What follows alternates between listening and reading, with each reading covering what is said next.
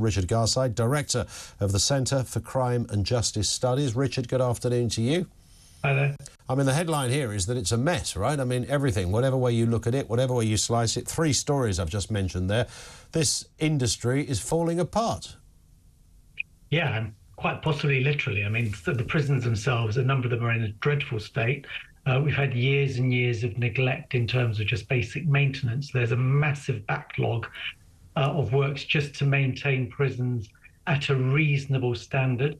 And then, on top of that, you've got a massive problem with staff leaving the service, and they're trying to recruit them almost as soon as they're leaving. And, one of the effects of that is that you're probably just more or less taking anyone who's prepared to do the job, and you don't always know what their motives are. I think I'm right in saying it used to be 25 minimum age. It's moved to 18.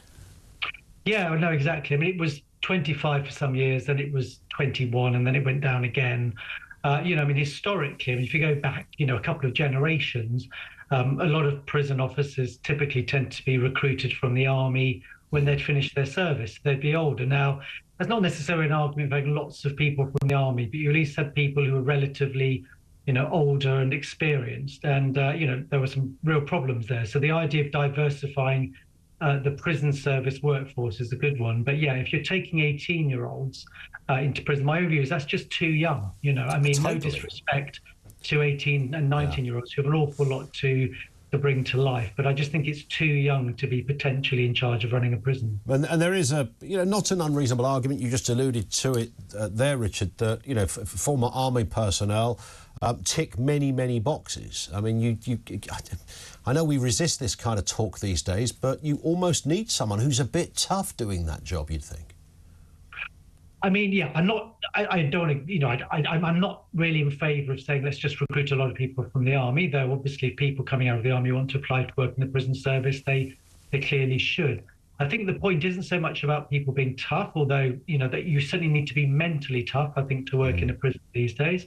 But certainly experience, have some life experience, having dealt with adversity in your own life and lots of different challenges, the soft skills around negotiation and de-escalating situations, not just the kind of, as it were, the tougher skills of holding your nerve. So it's a kind of a range of things that I think any good prison officer needs. How do we change? I mean, when I was at school, there was a kid whose dad was a prison officer. I thought his dad had the most amazing... He might as well have told me he was the President of the United States. I thought it was the most incredible, well-respected job I'd heard of. This was extraordinary. Wow, his dad's a prison officer?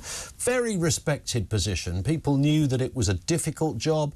No one's ever disputed that. But, thank goodness these people are there to do this. How do we get back to that? How do we change what's happening here?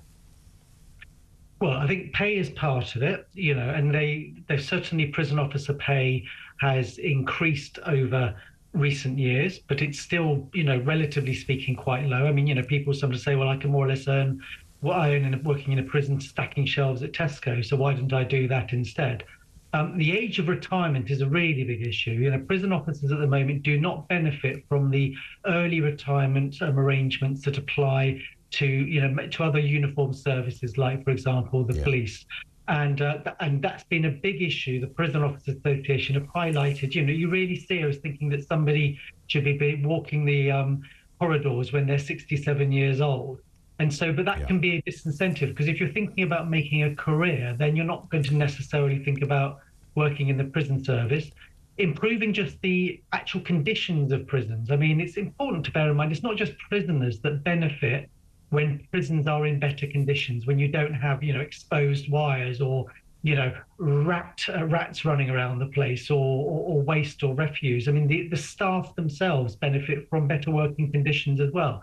So it's a kind of a range of things. But, bottom line is we have to make a decision as a country whether, we are currently heading towards a massive increase in the number of prisoners. And if we're going to do that, I would say we don't need to do that.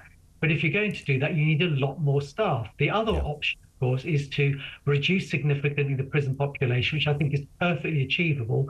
And then the staff who are left actually have fewer prisoners to deal with. So the ratio at the moment between staff and prisoners is far too high, and that is, root of some of the main problems they have. Indeed. Maybe it starts at pay, as you say. Richard, thank you. Richard Garside, who's Director of the Centre for Crime and Justice Studies.